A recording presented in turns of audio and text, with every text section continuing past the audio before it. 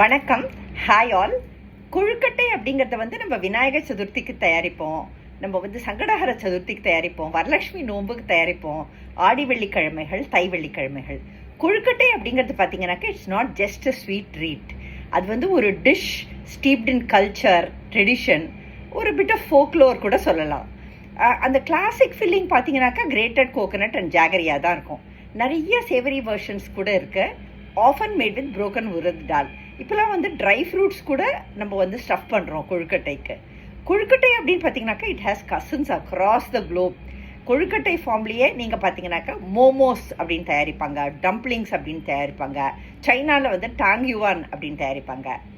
whenever you bite into one, என்னை பொறுத்த வரைக்கும் we are not just tasting rice flour, coconut and jaggery. நம்ம centuries of delicious tasty home tradition and storytelling அதை நம்ம taste பண்ணுறோம். ஏன்னாக்கா மேக்கிங் ஆஃப் கொழுக்கட்டை அப்படிங்கிறது it involves many cooking processes. அது ஒரு ஹியூஜ் ஸ்டோரி. மாவு தயாரிக்கிறதுக்கு நம்ம ரைஸை சோக் பண்ணுவோம், அதை நிழலில் காய வைப்போம், அதை வளர்த்துவோம், அது நிழலில் வளர்த்திட்டு அதை பவுடர் பண்ணுவோம், பவுடர் பண்ணிவிட்டு சீவிங், அதாவது சலிப்போம், அதுக்கப்புறம் மாவை கலருவோம், அதுக்கப்புறம் இந்த மாவு ஷேப்பிங் இருக்குது பாருங்கள், அதை உருண்டைகளாக உருட்டி அதை கொழுக்கட்டைகளாக ஷேப் பண்ணுறதுங்கிறது it's an art by itself. அந்த காலத்துலேருந்து இந்த காலம் வரைக்கும் அந்த கலை அப்படிங்கிறது அது தொடர்ந்து வருது. அதே மாதிரி தான் அந்த பூரணம் தயாரிக்கிறதும்.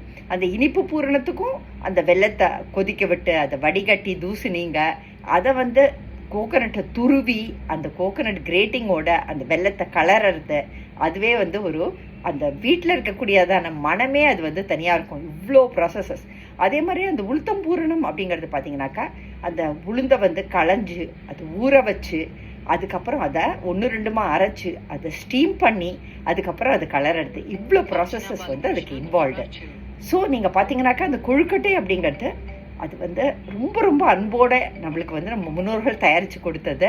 அதை நம்ம நைவேத்தியமாக செய்து படைக்கிறச்சே அது ரொம்ப ஒரு கிரேட் டிஷ் அப்படின்னு எனக்கு தோணும்.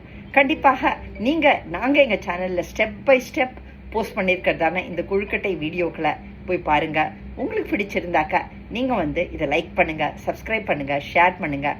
இந்த வாரமே கொழுக்கட்டை வாரம். நிறைய விதமான கொழுக்கட்டைகளை கம்ப்ளீட் ஸ்டெப் பை ஸ்டெப் இந்த எங்கர் ஜெனரேஷனுக்காக, உங்களெல்லாம் நிறையா பேருக்கு இது தெரிஞ்சுக்கலாம், இருந்தாலும் எங்கர் ஜெனரேஷனுக்காக நாங்கள் இந்த கொழுக்கட்டை அப்படிங்கிற அந்த டிஷ்ஷை இந்த வாரம் முழுக்க கம்ப்ளீட்டாக ஸ்டெப் பை ஸ்டெப் எங்கள் சேனலில் போட்டிருக்கோம்.